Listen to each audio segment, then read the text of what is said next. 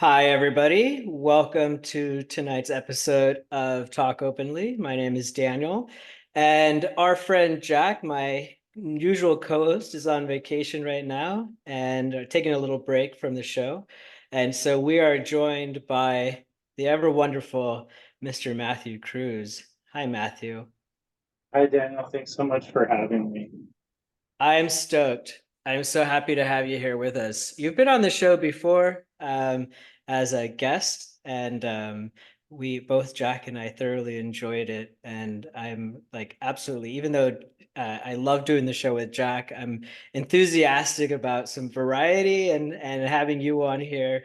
Matthew is my good friend, and he is a Sangha member at Lions Roar Dharma Center, and he leads meditation classes there, usually Wednesday nights, the beginning meditation class.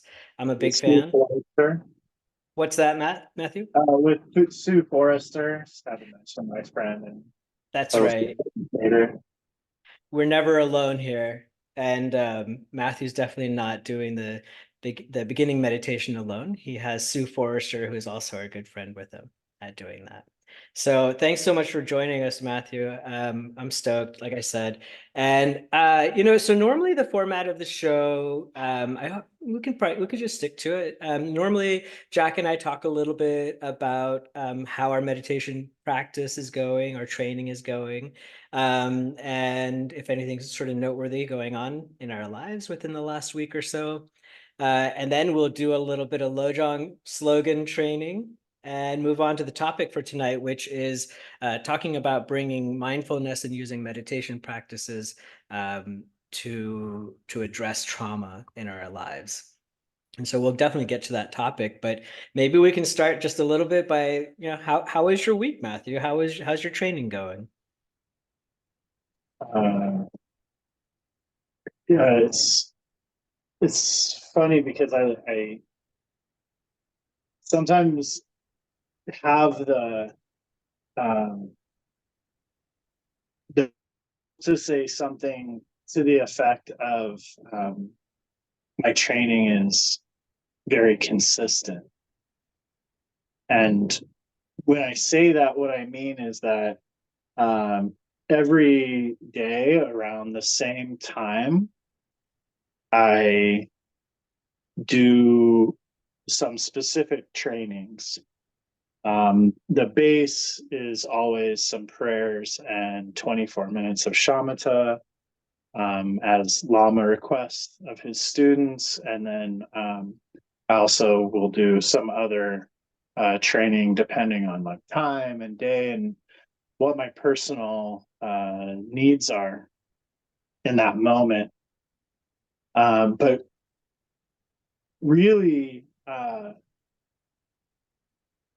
even though there's like that similarity in time, and that I do that before I conduct other activities in my life, uh, it doesn't actually feel consistent. And that's been a very interesting point for me lately, in that the experience can never actually be recreated. And um, how the training and sessions go is very fresh and different each time. Yeah, I like that I like the way that you describe that. So there's the consistency of like the routine, right? In the sense that you're, like you said, you're doing it sort of on this, at this around the same time every day, and the practices are similar, probably, right? In terms of like the structure, but what your actual meditation experience is like and what's happening in those sessions is incredibly unique, right? It's never you're never going to experience that exact same thing again. Um, I don't know if it's incredibly. I mean, there is a lot of standardization uh, to the training, and I think that's one of the benefits of it. But I think in like kind of a very a simple way, there's difference. It's sort of like that. You remember, there's that old Greek philosopher Heraclitus, and there was a saying by him that was like something to the effect of the same man doesn't step into the same river twice, right? But if you step into the river again, you're going to have an experience of getting wet, right? Like that's going to happen. And maybe at sometimes the water will be rushing, and sometimes it's a little bit, a little bit slower. Sometimes it's muddy, sometimes it's clear. Is that what you're talking about? I am. Yeah. Yeah. Nice. I like the consistency aspect of it. I myself struggle with that. I have an incredibly crazy schedule. It's not even a schedule, right? It's just lots of busyness, rushing, right? All kinds of things happening every day. And I really enjoy when my life settles down enough that I can have that, like same time every day, same place, everything like that. But lately, it's been anything but consistent. What I do like, what I am happy to say though, is that I'm regular, right? So it's not the same time every day. It's certainly not exactly the same kind of format every day, but I am regularly doing the practices and find them incredibly beneficial. I had a cool thing happen today, Matthew. I like to mix it up a little bit. I think that you hinted at it as well, right? Depending on, whatever's going on in your lived experience. But I had this interesting experience today in meditation where I was I was trying to do, not trying, I was doing a little bit of Tonglen practice before my shamatha, right? I'd heard somewhere a little bit of instruction to the effect of trying to do or try to start the shamatha practice with a little bit of Tonglen. So I was doing that. And I start with myself, and then I don't usually pick ahead of time like who or what's going to be the next entity, right, that I do Tonglen with. But usually it's a person, right? And it just sort of shows up. It's just somebody, maybe a friend, a loved one, someone I'm having difficulties with, whatever. Today, I was inspired to do Tonglen for these three dogs that I live with, right? So it's a Chihuahua and a medium-sized dog and a big-sized dog, right? And I love these guys, but I don't think I've ever done Tonglen for an animal before. And so I was sort of surprised when I was inspired to do that.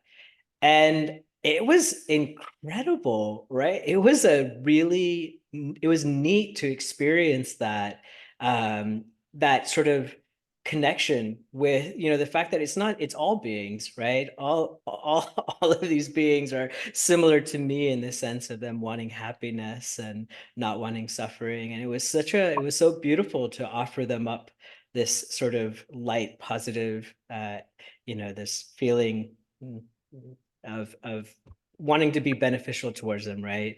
And so the practice it blew me away. I was like, oh man, I've never done that with animals before, but I found that it was quite different than working with humans. What did you find that the primary source of their suffering? Oh, that's a good question. I tend not to. I noticed in the beginning that I was identifying with their ignorance, and not identifying with it, but recognize, like, I was like, man, they're really kind of limited, right? They can't branch out too much beyond their doghood.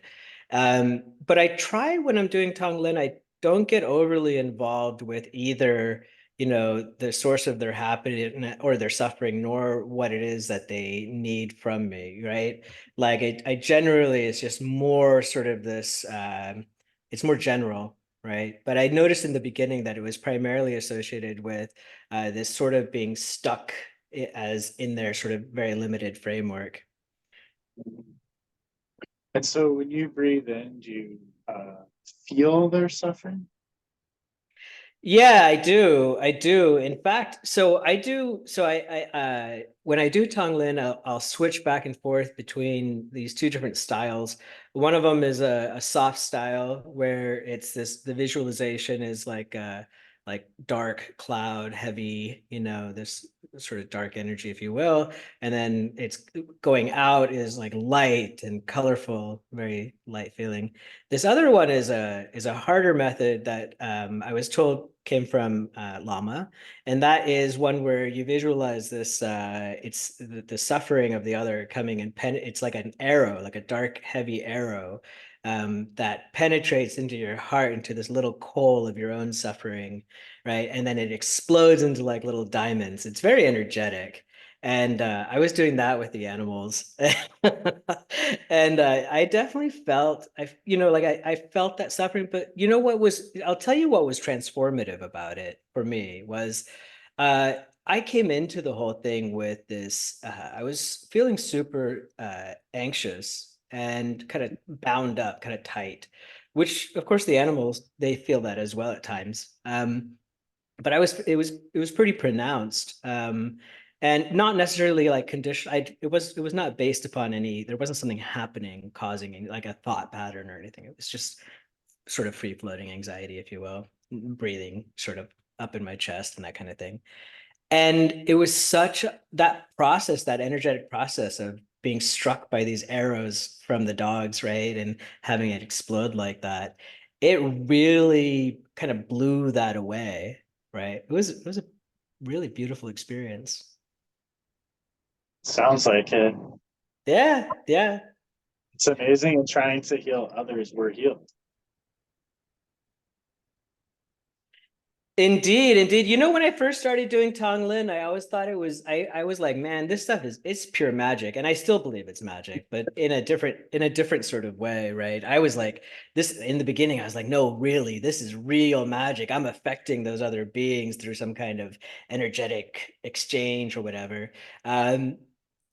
But now I notice actually more of the personal transformational quality, right? Where there's a softness. What I recognize is that like with the dogs, for example, I love those guys, right? I take them out for walks every day, multiple times, clean up all their poop, feed them, make food for them. I really care for them.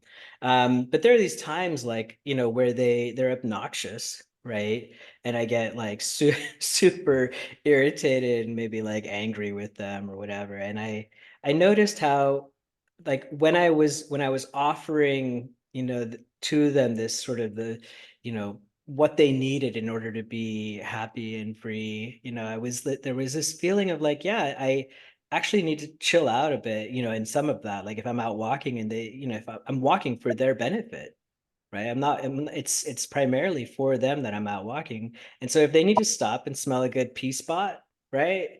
Like I just chill. Like that's what I'm there for, is for their happiness, right? I don't need to keep moving. I can just like hang out and let them do their thing, right? And so it was really kind of a fascinating thing, like noticing how, yeah, their suffering partially is due to me, their condition of being bound up with me on a leash, right? When we're out walking. And what they really want is to stop and smell the roses, so to speak. Uh, and sometimes I won't allow that because of my own needs. Anyway, that's probably enough of that. Yeah, I think I'm pretty sure the I was reading about Lojon and I think Meepom's meditation instructions, and he was very clear, which I found fascinating because this is a very traditional lineage teacher that in the practice he was like, yeah, like no, nothing's happening for anybody else. Like, Right. but you should still do it, and the reason being is it's we're training ourselves to have that experience that you just described, where like anytime we're pulling back into a self-centered place, like we're trained mentally to be like, well, no, I'm going to take in their suffering, I'm going to give them goodness, like the basis of bodhicitta. Yeah, and what's great about that is that indeed, by reducing our own self-centeredness, it does benefit them. It's just not in some woo-woo way, right? It's not there. It is magical, right? It does actually benefit the other beings to the degree that we have some influence over their lives, right? And I find that to be it's like practical magic. Mhm. It's very Yeah. effective. Hmm. Good stuff. Well, so shall we? You mentioned Lojong. Are you down to do a little bit of Lojong slogan training? I'd love to. All right, let's do it. So what I'm going to do is I'm going to share my screen and we're going to go over to the LRDC random Lojong slogan generator. Matthew, did you know that the random Lojong slogan generator on the Lions Roar dharmacenter.org website is the only English random Lojong slogan generator in the world? I did not know that. I feel blessed. You are. Our friend Dirk made this, and I'm so Yeah. grateful to him. I actually have this bookmarked. It's in my, it's in my favorites on my browser. And most mornings when I fire up my computer, because I work from my computer, I open it up and I press the button, I get myself a random Lojong slogan. And it's really a great way to start the day. That sounds like a great way to start the day. And they're so helpful. Like, I mean, that's the best, right? Is then you have it for that day. You have this basis of practice throughout the day. Absolutely, without a doubt. And a lot of times, yeah, exactly. It comes back later, like I'll read it in the morning and sometimes I just sort of, and I read it and I'm like, yeah, okay, uh-huh. And then I go on with my day and I'm not really thinking about it much, right? And then a little bit later there'll be this sort of aha, like, oh, that's what that's about. Yeah. I wish I could just store them all. I wish I had them memorized, along with the commentary on them. All right, so let's do a little, there we go. We're gonna press the button. Now, all right, so we have one on the screen now. It's called, it's point number 49, which is always meditate on difficult points. So normally Jack reads these, but I think you're on a phone, so it's probably pretty hard for you to read, right? It would be very difficult. It's All right. mostly different. All right. So the listeners will just have to put up with my reading voice. Okay, so always meditate on difficult points. And Trala Kyabgyan provides the commentary on this one. And it says, it's important to have joy and enthusiasm for our practice, but we should still find it challenging enough to test our capabilities for growth. Difficulties must be welcomed because it's only by overcoming challenges that we develop. We should gradually introduce into our meditation those areas that we normally find upsetting or difficult, instead of choosing meditations that always ease our minds or make us feel good without requiring much effort on our part. If our practice becomes tedious, unproductive, or painful, we need to correct that instead of blaming the practice or succumbing to a defeatist attitude. The distinctive feature of Lojong is the importance it places on topics that challenge our understanding, test our endurance, and stretch our mental capabilities. Oh. Powerful. What do you think about that? I think that in the beginning, it's very important to become disciplined in our own regulation. Uh, but once that has been achieved to some degree, the only way that we can continue to move forward is by um, working with others and uh, I think I'm saying that with the idea that difficulties come in that, but even that first part of regulating ourselves, our own internal world, our nervous system, our behaviors.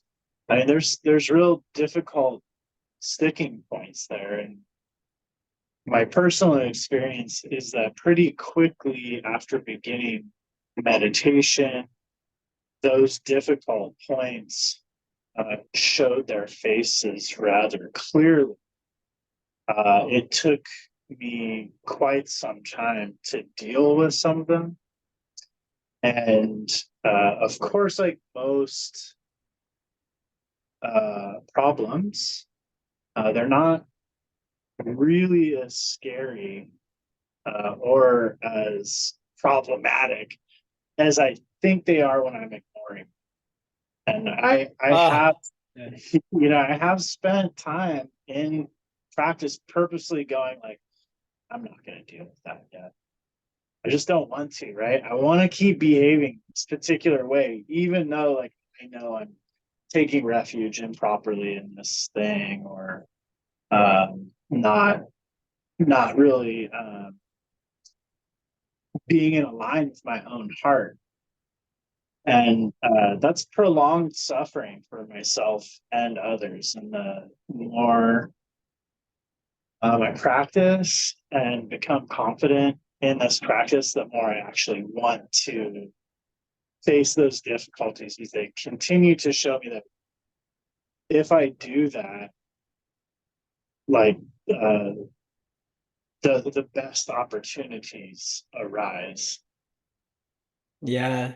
Yeah, well said. I think like that, especially, that there's there's this resistance, to sort of bringing light to those dark areas where we're ignoring something. But like you said, those areas are causing us suffering and others suffering. But it's interesting to note how when we overcome that resistance, right, or meet that resistance, and use it sort of as Lama has said on a few occasions to me as a springboard, right? That what's on the other side of that resistance, the thing that to be lit up and released, is the most beneficial thing possible. It's amazing to me every time, like you like flip it over, and sure, it takes some effort, and you have to have courage, and you have to overcome, your fears and whatnot around whatever that is. But when you flip it, all of a sudden you discover like almost like a new power, right? Or a new beneficial aspect of life that you hadn't considered before. I really like this in Zen. They say it's like, when we have a problem, it's like two, like wringing two hands, wringing them together, and then when we face the problem, it just kind of dissolves. It's just like, no more wringing the hands. Like the hands are still here. Everything's actually just the same. It's just the problem. Right? Oh, I Like love we were that. we were kind of creating the problem with the wringing, wringing of the hands. Huh. I like it. I haven't heard that one before. Thanks for sharing it. It's a good visual. And truly, that is how it is, right? We're creating our own wringing of the hands there. I have a question though on a practical level. So for me, I'm still, I'm pretty new to all of this, and most of my formal meditation practice is shamatha practice, right? And sure enough, I mean, there are times where, things may come up in that practice, and or I might bring something up intentionally to focus on, to gather some insight perhaps on. But for the most part, what I notice anyway for me is that it's usually post-meditative states where I might be dealing with challenging things, right? So like it's oftentimes not in my formal practice. And I'm curious if you have any thoughts or advice or pointers about how to, so it's, what Tralik Kyabgyan says here is that we shouldn't always be choosing meditations that always ease our minds or make us feel good without requiring much effort on our part.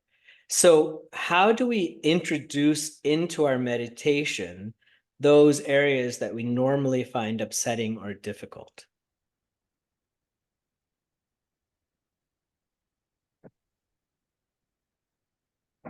I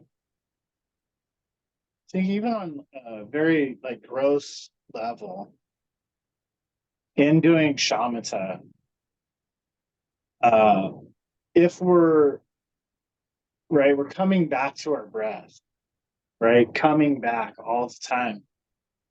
But we can pay attention to what it is that's distracting us. Sometimes that the advice given is like, well, what was the thought before you got distracted? And this, I, from my experience, will point me to the problem areas because it's a problem area that shoots me off from the present moment. So something comes up and then I'm off and running. And then I catch myself, I have the big success of becoming aware that I'm off and running or I'm dreaming and Yeah. I come back, right? So that's good because the more I've practiced coming back, the more I've noticed what it is that got me to run away. I'm glad you brought up the dreaming part of it because when you were talking, I was like, man, I try to notice what the thing was that pulled me away. And it is 95% of the time some type of dreamy state. And what it was that pulled, how dreams, how it starts with there's just like a little flicker of a thought or something, right? And then it just then it just evolves in some kind of like madness, right? It's just one thing on top of another, oftentimes disjointed, not even necessarily related to each other in any kind of serious way. And it feels to me so sort of like just big fluffy thoughts, right? And so they don't like that. I find that dreaming stuff, I feel like that is incredibly challenging, but I don't, and I get maybe upset about that, right? Like if I notice that oh man, I'm having a hard time bringing myself back, I might find that a little bit upsetting or difficult, but I don't usually detect like a topic or a particular thought, like a concrete thing to focus on. Yeah, when I first started, I noticed like I would be on loop with like five primary subjects in terms of I'll just call myself. This is a long time ago, but I would be like really proud of myself for starting to meditate. Look at me, I'm meditating, right? So that would take me off. So like once I kind of got a flavor for that, I realized like oh, I have this like there's something there with like performance and accomplishment that I need to specifically meditate on. Like, how is this affecting my life, and how am I bringing this to the table in like uh, my my continuous involvement in my life, right? Because these primary modes of being that start to show up are very in front of how we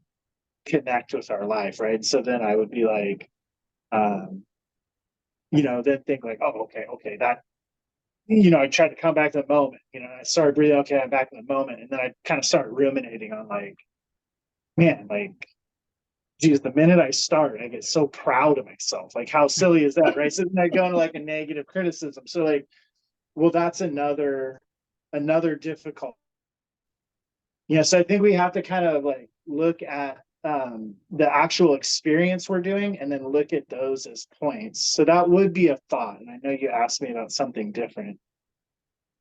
Then there's this other area, which is like a discomfort in being, like in existing. And I think for me, a lot of time, that's what leads to the dreamlike states.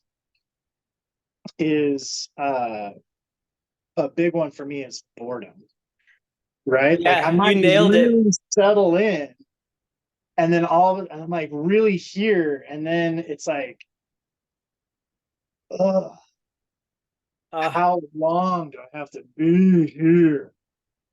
Bro, you nailed it. You nailed it. You nailed it, Yeah. man. Okay, all right. Yeah, all right.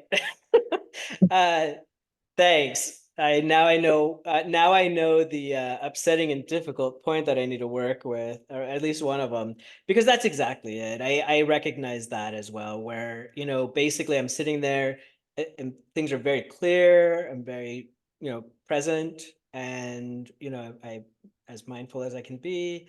And then I'm like, hmm, anyway, right? And off I go into some kind of la la dreamland, right? And it's distracting, and that's interesting. Thank you. I appreciate that. That's super helpful. My pleasure. I hope so. I know for me, it's been something that's been really difficult to work with. And there's a sense of I want to get more out of existing than just existing, right? Yeah. So there's Yeah. this aspect of like wanting to grab, wanting to pull in, and it's a little, it's like this really subtle aggression toward peace. Just gonna let that sit for a minute. Yeah, it is, isn't it? Hmm. I think so. Yeah. Uh, Yeah. yeah, I remember when I first got sober from alcohol years ago, for the first time. And I remember how much calmer things were and how much more peaceful things were and how much I hated it. I was just like, people say they want peace, but I don't think people want peace. I mean, I was like, I know I don't want a peace. I want to stir something up, right? Let's get things going. Let's have some fun, some excitement. Let's get, some movement here, right? So, yeah, it is. It's interesting how it takes on these different levels. And I think too, one thing that I noticed in those distractions is something that Jack and I talk quite a lot about, which is the eight worldly concerns, right? Like, oh, right, I'm really focused on, pleasure or avoiding pain, right? Like, or getting other people to respect me, that kind of thing. So, there are these themes there, even if the thoughts aren't distinct enough. I can definitely pick up on the themes. And it's interesting too, don't you think? Like how that when you begin to sit with it, how you really get to see the self, right? I always kind of feel like it's like ghosts are invisible, right? And you in the cartoons or whatever, you throw some like chalk powder or some flour or something on them, and then you can see them, right? And I feel like that's kind of oftentimes like how it is in meditation, that there's this crap that kind of like covers up the self, and then the sense of self anyway. And then all of a sudden you're like, there's me, look at me, like, wow, I'm just craving and avoiding and ignoring. The misperceived me. The misperceived me. Thank you. Yes, absolutely. Yeah, without a doubt. um cool, thanks for that. That was a good one. That was a good one. What a good Lojong Heck set. yeah. And Heck yeah. I found it really challenging in my own practice and to transmit this idea of how how to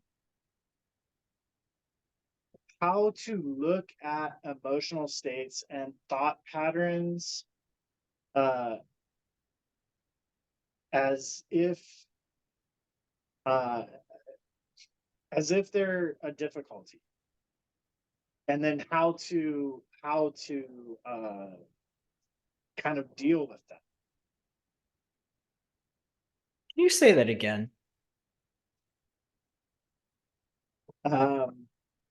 I think it's one thing to be trying to be present and having thoughts and feelings swirling, And then actually in that presence, noticing patterns and being able to identify, oh, this is a thought pattern that's actually coming up quite a bit for me, Mm, or this is a an emotional state with which I am often in. And then to say like, oh, actually that can change, yeah. but I need to kind of figure out what that is. Like, what is this pattern? Why am I? What's Yeah. behind it? What's behind it? Like, how am I meeting life with it? And is this how I want to meet life? Yeah. Yeah, no, I like it. I like what you're saying. It reminds me actually, I was in while I was preparing for the show, I was going through some notes from Lama's talks from a while ago, looking for where he was talking about trauma and dealing with trauma. And one thing that he said is something similar to what you're talking about, I think, which is that that basically this whole process that we're involved in is one of backing out, like backing up, right? And he likened it to being stuck in a labyrinth with a monster, right? And so you don't want to keep going deeper and deeper into it. You want to back out, but this it's a basically it feels like it's like a deconstruction process, but you have to be able to see these patterns, right? You got to be able to, as you're backing out, you're seeing it, right? And of course, it's back, you're going back and forth, right? But at the same time, there's this sort of like, how did I get here? Like, what is this? What is this pattern that keeps happening again and again and again? What's giving rise to that, right? Like examining it and then noticing that we can intentionally change that pattern over time. And I think word you use that's really important in that investigation is what. I think I've always had a tendency to say like, well, why? Mm-hmm. Why am I thinking like that? Why am I feeling this way? And like, I'm not trying to totally discount that, but it is, right? That's like actually jumping into the labyrinth, like really deep. And if you ever Right, been there, you exactly. like go around and down and like, or like the metaphor of like peeling the onions and then peeling the layers of the onion, then you realize like it's eternal. Yeah. If you're working on peeling, uh, but to say what, just what am I experiencing right now? And then knowing that we're actually empowered to shift that. Right.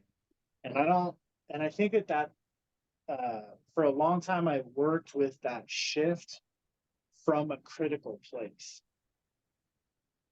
So taking the thing like, okay, so I feel a little aggressive towards peace. I'm getting bored. I just don't want to be peaceful.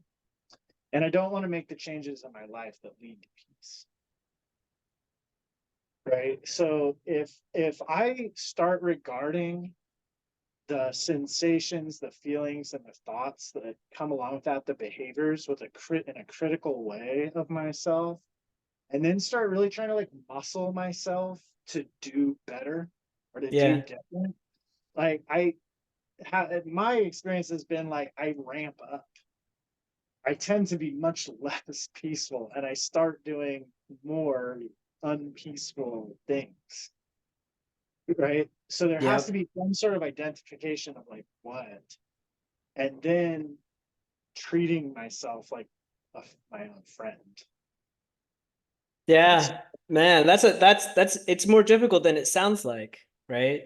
That process of befriending that yourself in that way and being compassionate towards yourself, because especially, like you mentioned, it's easy to come at it with a very critical attitude. yeah, yeah. That seems to be in speaking with people very common.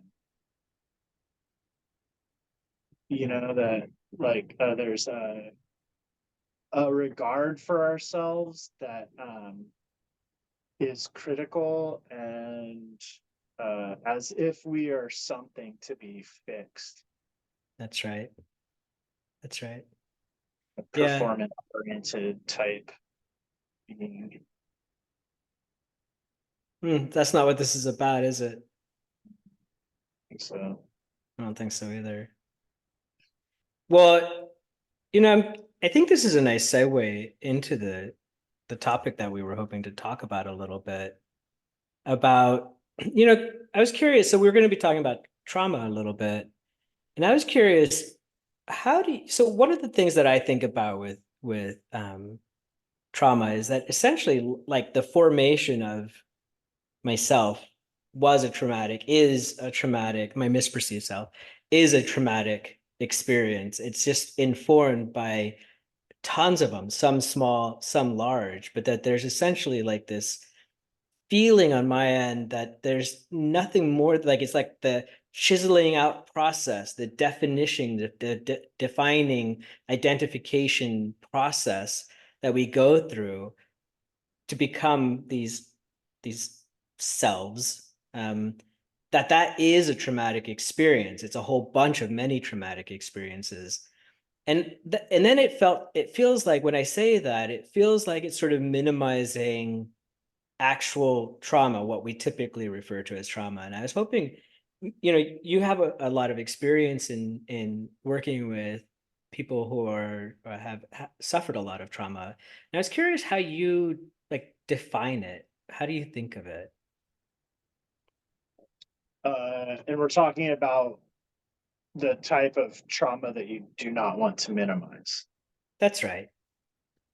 So a lot of times I refer to that as like capital T trauma, as opposed to like small t trauma.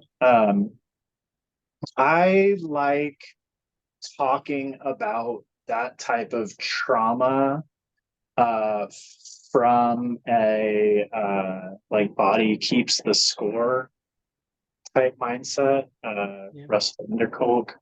And so how he describes that type of trauma is we had an experience that was to such an intense degree that we could not process it fully in the moment.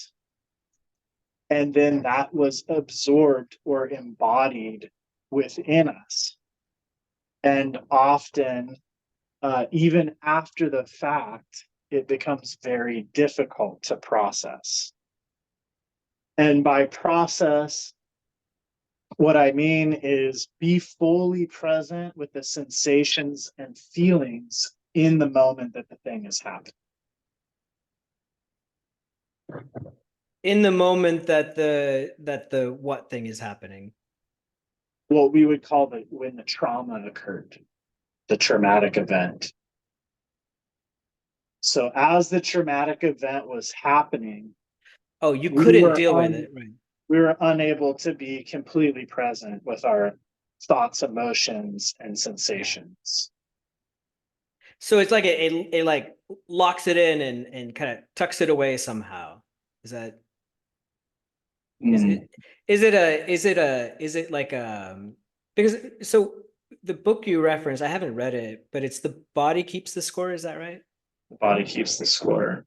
So I always think of it as, and I recognize there's, not necessarily, there's no dualism here, right, with the mind and body and all of that. But like, I always think of it as the mind sort of is what gets impacted and altered by trauma. And I'm curious about like the physical body, how it's related. So I think that there we should, because of the nature of this podcast, we should make an important distinction that when you're saying mind, we're talking about a Western concept of mind that is very much uh, the creation of our nervous system, Yeah. right? And probably, I don't know, chicken egg, like how those two things in Western medicine like relate to each other. You know what I mean?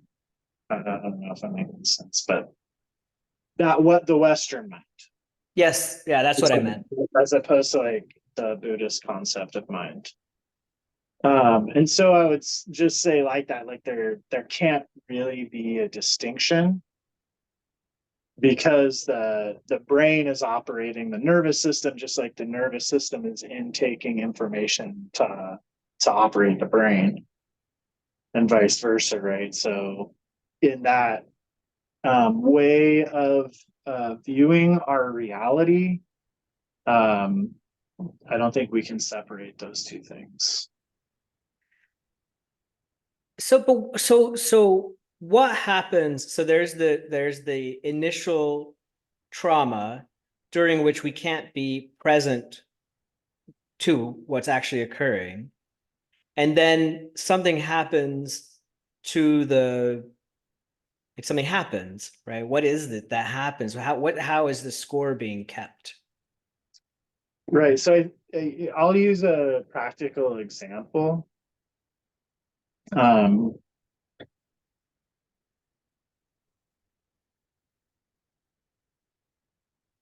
uh, Trying to think of which practical example to use. And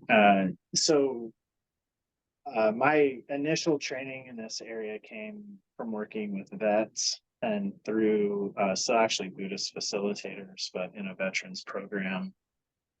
And so we can look at film and studies from as early as World War One of how post-traumatic stress manifests, right? So we know that somehow these individual soldiers were in a traumatic event, like we talked about, and then the result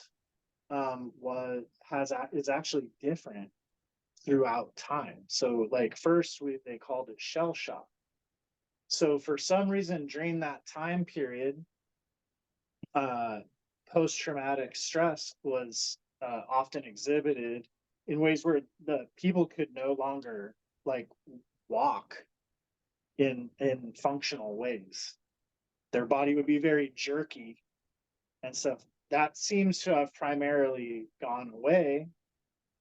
Where now post-traumatic stress exhibits itself in symptoms like highly agitated states, Mm. very easy startled states. So their nervous system is all on alert, and certain behaviors like what they call reconnaissance behavior, meaning like they won't go somewhere until they've like they'll maybe do a drive-by Oh, first. Um, and doing behaviors like safety behaviors, kind of obsessive compulsive behaviors like checking yeah. locks multiple times, having weapons stored in easily accessible areas throughout the house, like hypervigilance. Um, so we can see that after these events, the nervous system somehow changes and modifies itself to meet the threat of the traumatic event. And that's why a lot of vets will say, well, like this isn't a disorder, so they've taken to calling it PTS, Yeah. post-traumatic stress, not post-traumatic stress disorder, because it's like, well, this isn't a disorder, this is a very reasonable response for the Yeah, nervous fair enough. Yeah. like that. So that would be just one example is PTSD. But we find that people have I also do body work, and so in the study of body work in relation to that, we see that people will have physical holding patterns that they report back as they have these different areas worked on. The trauma is released, meaning that as these areas of their body where they have holding patterns, or maybe they're like kind of like, like their Yeah. shoulders up all the time, they cannot get it to relax, it will just go right back up. Right. As they work through somatic processes, somatic just meaning like with the body, as those things relax, the memories, sensations, things like that begin to come to the surface again. and they're able to work through those emotions and their narrative about the traumatic event. It's amazing. Like, yeah, that the part about the holding patterns, I find that fascinating. Because I can totally see how like areas of the brain, like the amygdala, for example, might be affected by all of this, right? And create what do they call it, like hyper arousal and this sort of fight flight kind of responsiveness. Uh, it's so interesting to me how the body, the physical body as well, right? Like those patterns are there, and how working on them physically can lead to this shift in relating to the trauma itself. That's mind bending. It is. I think it's reflected really well in Buddhism too, in the sense that the whole being is a perception apparatus. And to think that, right, like it's only the ears that hear, it's only the eyes that see, right, is not actually accurate. Yeah. There's this very holistic thing, and even our organs are perceiving uh, creation in their own way and informing the rest of the being. Hmm. So how do you so the when so there's this aspect of the physical release or physical processing. I'm curious, like, so how do you is do you do mindfulness practices as well, besides, in addition to the body work, um to sort of bring people sort of into their body, right? Or help them to be a little bit more grounded and present? Are there mindfulness practices that you advocate for, advise people who are suffering, like vets, for example, um, to engage in, to get them to a place where they can encounter these traumatic experiences and process them? I do. For me, the only way to do that ethically is in what I call a client-led approach. So what that means is I make offerings from the beginning of body work, and then I watch, and if the client takes that offering and begins, then I might offer another step. But it's never going to be like, hey, well, you have to do this or something like that, because it just won't work, right? And in my, like, the way I understand it, like if somebody comes in, they're like, I got to heal my trauma through my body, let's do somatic work. And I'm like, okay, first do this.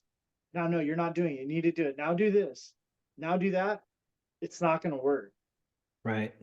because that's actually where a lot of trauma comes from, is from us forcing our bodies into, and that's probably the small t trauma, forcing our bodies into situations that the body does not want to be in, because a lot of us have a hard time listening to it as a full perceptive instrument. We're doing everything we do with our bodies because of our intellect. We have to do this, we have to do that, I have to do this because I want these things, right? And or I don't want these things, so I have to avoid this and I have to avoid that.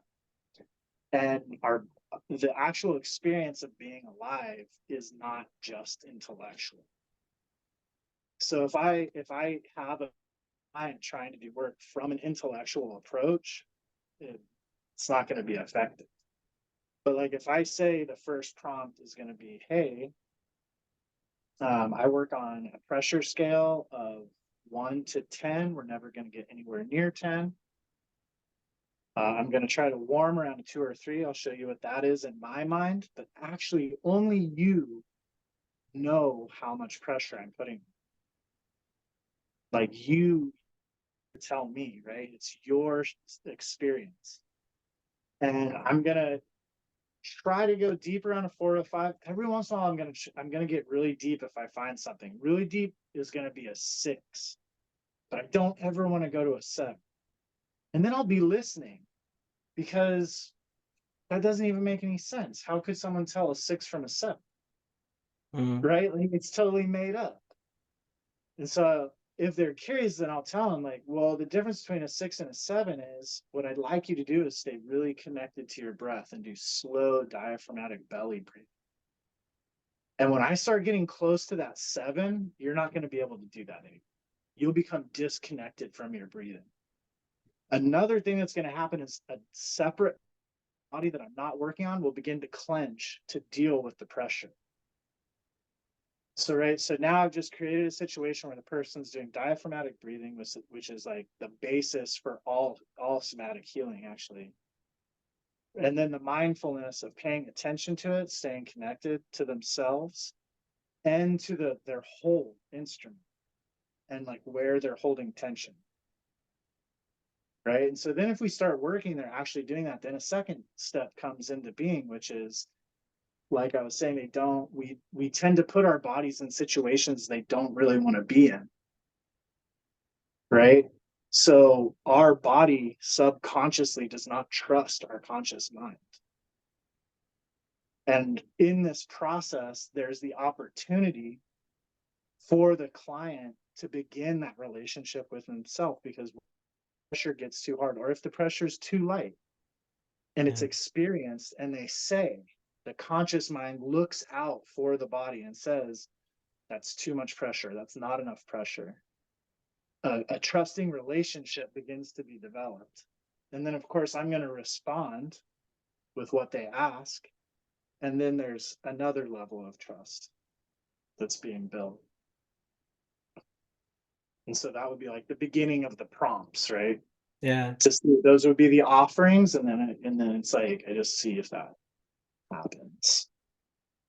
And And there's if that, no, yeah, there's no, I mean, I'm struck by how mindful you, as someone who's trying to help them heal, how mindful you have to be, right, yourself in the entire practice of helping them, right?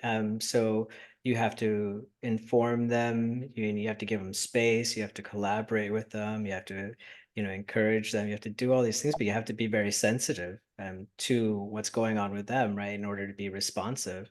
There's no fast track to trauma healing, huh? I don't think it can be put on a timeline. No. I'm also, I find it interesting how there is this, like it remains with me, this body mind duality, right? Um, that I can't help but like be amazed by the fact that the body work that you're talking about doing, where you would start with that's a form of mind training, right? Helping people become aware of their entire instrument, so to speak.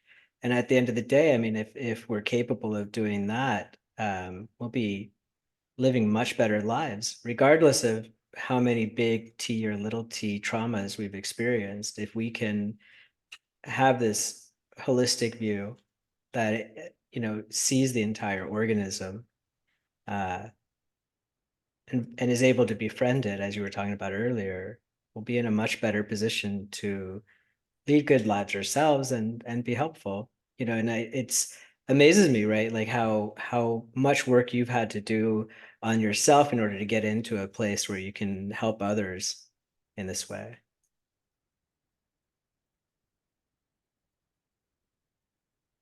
And there's a reciprocal process in that the organism continues to grow. What do you mean by that? Like at first, I think that it stops at my skin. Thank you. That's Yeah. enough. That's fantastic. Oh my gosh. I'm sad now, Matthew, a little bit because Yeah, me it's too. We we can talk more after this though, and I know we yeah. will. Yeah, we will. We'll definitely be talking. I'm so grateful for the time that you spent on the show, and I wish that we had spent a little bit more time talking about the trauma stuff because I feel like there's so much more to be said and so much. Like I've got like a basic kindergartners or pre-kindergartners understanding of how it happens in the first place and then how to resolve it. But certainly, I feel illuminated by you talking with me tonight. I so appreciate your curiosity and your ability to ask questions and to stay engaged. It's so much fun, and I actually had like little notes about what to talk about, and we went nowhere.